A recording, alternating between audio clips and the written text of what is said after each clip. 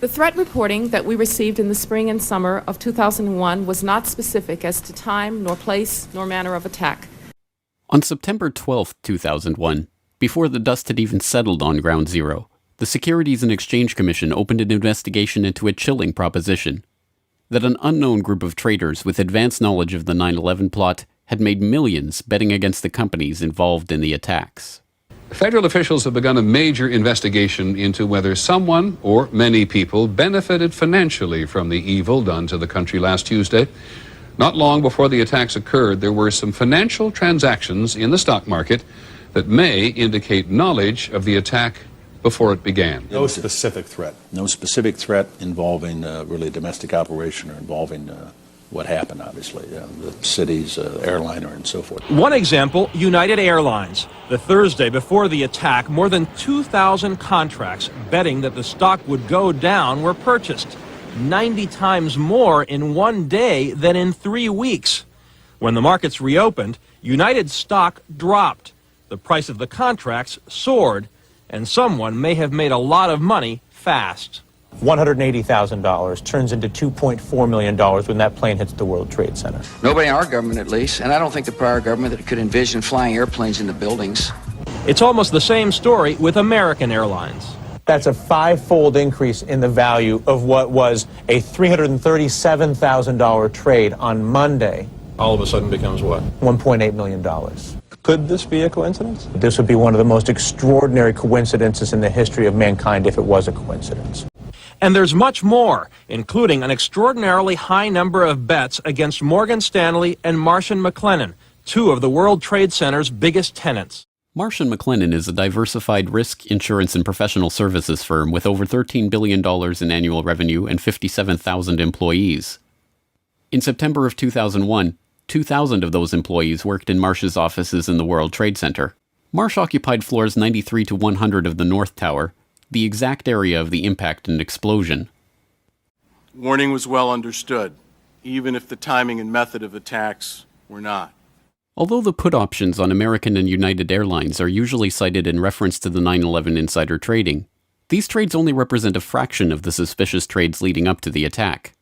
Between August 20th and September 10th, abnormally large spikes in put option activity appeared in trades involving dozens of different companies whose stocks plunged after the attack, including Boeing, Merrill Lynch, JP Morgan, Citigroup, Bank of America, Morgan Stanley, Munich Re, and the AXA Group. Clearly, something yesterday took place in New York that was not foreseen, that we had no specific information about. Traders weren't just betting against the companies whose stocks dove after 9/11, however. There was also a six-fold increase in call options on the stock of defense contractor Raytheon on the day before 9/11. The options allowed the traders to buy Raytheon stock at $25. Within a week of the attack, as the American military began deploying the Raytheon-supplied Tomahawk missiles they would eventually use in the invasion of Afghanistan, the company's share price had shot up 37% to over $34. Let's talk about the insider trading, how that looks and the nature of this and where the trail has led you. We know that the SEC has been looking into different companies. I think you mentioned another place that about 39 companies overall was on the suspect list, but a lot of these things has been dropped. There's put options in place. Kind of explain this to our listeners who might not be familiar with this. What has been going on here pre 9/11? Initially, there was a lot of buzz in the media about insider trading because it was believed that the evidence, that the paper trail would lead back to the terrorists.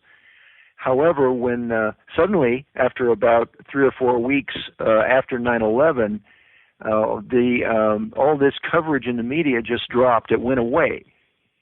And when I looked at this, I came to the conclusion after reviewing, everything that was available, all the available documentation on it, that the Securities and Exchange Commission, which was doing the official investigation of the insider trading, they actually found that the evidence did not lead back to the terrorists, but it led back to Wall Street. And at that point, they deputized hundreds of people that had been involved in their investigation, so that those individuals would be bound by a security oath and would not be able to talk about what any of the investigation. And so I concluded that they had basically just tabled the whole thing.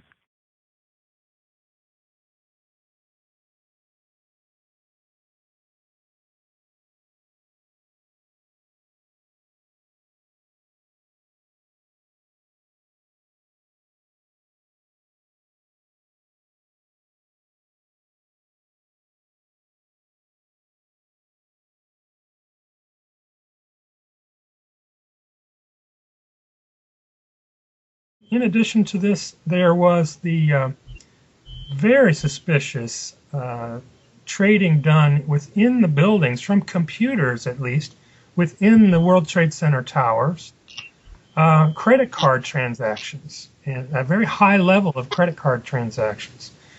And this has been revealed through the recovery of hard disks from computers at Ground Zero. There is a German company named Convar that had recovered a good deal of these hard drives and referred to what they called dirty doomsday dealings as a result of having recovered the data and analyzed it. September the 11th, 2001. The whole world is in shock following the attacks on the World Trade Center. Convar has some solutions to offer.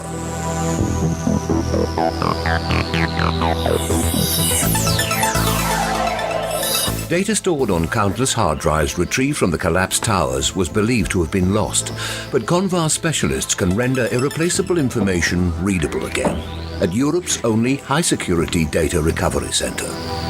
Burnt, crushed, or dirty storage media are ready to relinquish their secrets by the time we finish with them. More details about the work comes from an IDG news service story posted to CNN.com in December 2001. Under the headline, "Computer disk drives from WTC could yield clues," the article notes, "An unexplained surge in transactions was recorded prior to the attacks, leading to speculation that someone might have profited from previous knowledge of the terrorist plot by moving sums of money. But because the facilities of many financial companies processing the transactions were housed in New York's World Trade Center, destroyed in the blasts, it has, until now, been impossible to verify that suspicion." A Reuters article from the same time, later posted to Convar's website, offers revealing glimpses into the investigation's early results. It quotes Peter Herschel, Convar's director at the time. "The suspicion is that inside information about the attacks was used to send financial transaction commands and authorizations in the belief that amid all the chaos the criminals would have, at the very least, a good head start. Of course, it is also possible that there were perfectly legitimate reasons for the unusual rise in business volume. It could turn out that Americans went on an absolute shopping binge on that Tuesday morning. But at this point, there are many transactions that cannot be accounted for. Not only the volume, but the size of the transactions was far higher than usual for a day like that. There is a suspicion that these were possibly planned to take advantage of the chaos." It also quotes Richard Wagner, one of the company's data retrieval experts. "There is a suspicion that some people had advanced knowledge of the approximate time of the plane crashes in order to move out amounts exceeding $100 million. They thought that the records of their transactions could not be traced after the mainframes were destroyed." So the financial crimes we're talking about, the put option on the airlines and the companies that occupied the buildings, also bond trades, treasury bill trades, credit card transactions done that morning in those buildings. It's very broad and very compelling information that I believe requires an international thorough investigation. What is the significance of this story related to foreknowledge? Foreknowledge indicates that someone other than these 19 young men who were largely powerless men, other than being directed by Osama bin Laden and perhaps Khalid Sheikh Mohammed. How could people know in advance in the financial markets? Had I had any inkling whatsoever that the people were going to fly airplanes into buildings, we would have moved heaven and earth to save the country. The intervening years have seen the release of not one, not two, but 3 separate scientific papers concluding with high probability that the anomalous trading was the result of advanced knowledge. In unusual option market activity in the terrorist attacks of September 11, 2001, University of Chicago professor Alan Podeshman concluded, examination of the option trading leading up to September 11th reveals that there was an unusually high level of put buying. This finding is consistent with informed investors having traded options in advance of the attacks. I'm satisfied that I never saw any intelligence that indicated there was going to be an attack on America, that there, at a time and a place of an attack. In detecting abnormal trading activities in option markets, researchers at the University of Zurich used econometric methods to confirm unusual put option activity on the stocks of key airlines, banks, and reinsurers in the weeks prior to 9/11.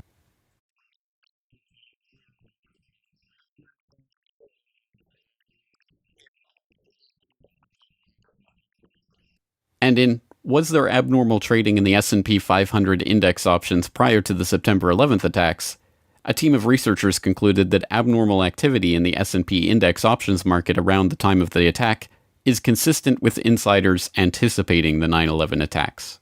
There was nothing in this memo that suggested that an attack was coming on New York or Washington, D.C. There was nothing in this memo as to time, place, how, or where. The only question, then, is who was profiting from these trades, and why was no one ever indicted for their participation in them? One lead is pursued by researcher and author Kevin Ryan. In Evidence for Informed Trading on the Attacks of September 11th, he examines an FBI briefing document from 2003 that was declassified in 2009. It describes the results of FBI investigations into two of the pre-9/11 trades that the Bureau had identified as suspicious, including the purchase of 56,000 shares of Stratesec in the days prior to 9/11. Stratesec provided security systems to airports, including, ironically, Dulles Airport, as well as the World Trade Center and United Airlines, and saw its share price almost double when the markets reopened on September 17, 2001. The trades traced back to a couple whose names are redacted from the memo, but are easily identifiable from the unredacted information. Mr. and Mrs. Wirt D. Walker III, a distant relative of the Bush family and business partner of Marvin Bush, the president's brother. The document notes that the pair were never even interviewed as part of the investigation because it had revealed no ties to terrorism or other negative information. In addition to begging the question, this characterization is provably false, as Ryan noted in a conversation with financial journalist Lars Schall. Wirt Dexter Walker at Stratesec hired several people from a company called the Carlyle Group. And the Carlyle Group had bin Laden family members as investors. Also, Wirt Walker's fellow director, James Abrahamson, was a close business associate of a man named Mansour Ijaz, a Pakistani businessman. And Mansour Ijaz claimed to be able to contact Osama bin Laden on multiple occasions. So there does seem to be some circumstantial evidence indicating that these people were connected to Al-Qaeda, at least to the point where we should investigate. Was this why the FBI thought better of questioning Walker over his highly profitable purchase of Stratesec shares right before 9/11? Had there been a threat that required action by anybody in the government, I would have dealt with it. I mean, in other words, had they come up and said, this is where we see something happening, you can rest assured that the people of this government would have responded. The CIA figures prominently in another line of investigation. One suspicious United Airlines put option purchase that was investigated by the FBI involved a 2,500 contract order for puts in the days before 9/11. Instead of processing the purchase through United Airlines Home Exchange, the Chicago Board of Options Exchange, the order was split into 500 contract chunks and run through 5 different options exchanges simultaneously. The unusual order was brokered by Deutsche Bank Alex Brown, a firm that until 1998 was chaired by A.B. Buzzy Krongard, a former consultant to CIA Director James Woolsey, who at the time of 9/11 was himself the executive director of the CIA. So right after the attacks of 9/11, the name Buzzy Krongard surfaced, and it was instant research that revealed that Buzzy Krongard had been allegedly recruited by CIA Director George Tenet to become the executive director at CIA, which is the number 3 position right before the attacks. And Alex Brown was one of the then a subsidiary of Deutsche Bank. was one of the primary instruments or vehicles that handled all of these criminal trades by people who obviously knew that the attacks were going to take place where, how, and involving specific airlines. I don't think anybody could have predicted that these people would take an airplane and slam it into the World Trade Center. Well, I think the inconvenient stuff here is that the trade was not organized in an Afghan cave. And this is basically the official story, that the terror attacks came from somewhere in the Orient and were not fabricated on home turf in the USA itself. Right. Yeah, it's hard to determine exactly where the planning for the attacks came from, but clearly there was enough insider information inside the U.S. ahead of the attacks to, at the very least, they could have prevented the attacks. Clearly somebody in Washington felt it was in their interest to profit from the attacks. They put that ahead of the interest of those who suffered catastrophic loss during the attacks. Perhaps the most frank admission of insider trading is notable for three things.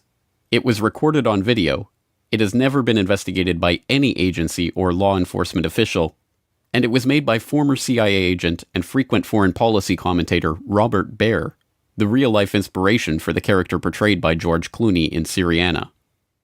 Talking to citizen journalists after a speaking event in Los Angeles in 2008, Baer was recorded on video making a startling assertion about 9/11 insider trading. And then the last thing I would leave you with is National Reconnaissance Office was running a drill, a plane crashed into their building, and you know they're staffed by DOD and CIA. I know the guy that went into his broker in San Diego and said, "Cash me out, it's going down tomorrow." Really? Yeah. That tells us something. What? That tells us something. Well, his brother worked in the White House. But as the president said today, that if he had the specific information that terrorists were planning to use those airplanes to attack our country, he would have taken the same action that any Democrat or Republican in the White House would have taken. That tells us something. What? That tells us something. Well, his brother worked in the White House.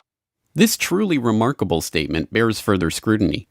If Baer is to be believed, a former CIA agent has first-hand knowledge that a White House insider had foreknowledge of the attacks, and to this day not only has Baer never revealed the identity of this person, but no one has questioned him about his statement or even attempted to pursue this lead. So how is it possible that the SEC overlooked, ignored, or simply chose not to pursue such leads in their investigation? The only possible answer, of course, is that the investigation was deliberately steered away from such persons of interest and any connections that would lead back to foreknowledge by government agencies, federal agents, or their associates in the business world. Unfortunately, we will likely never see documentary evidence of that from the Commission itself. One researcher requesting access under the Freedom of Information Act to the documentary evidence that the 9/11 Commission used to conclude that there had been no insider trading received a response that stated that the potentially responsive records have been destroyed. Instead, we are left with sources that refuse to be identified, saying that CBOE records of pre-9/11 options trading have been destroyed, and second-hand accounts of traders who had heard talk of an event in advance of 9/11. In a roundabout way, perhaps the 9/11 Commission reveals more than it lets on when it tries to dismiss key insider trades with the pithy observation that the traders had no conceivable ties to Al-Qaeda. If those with foreknowledge of the attacks weren't connected to Al-Qaeda, what does that say about the identity of the real 9/11 perpetrators?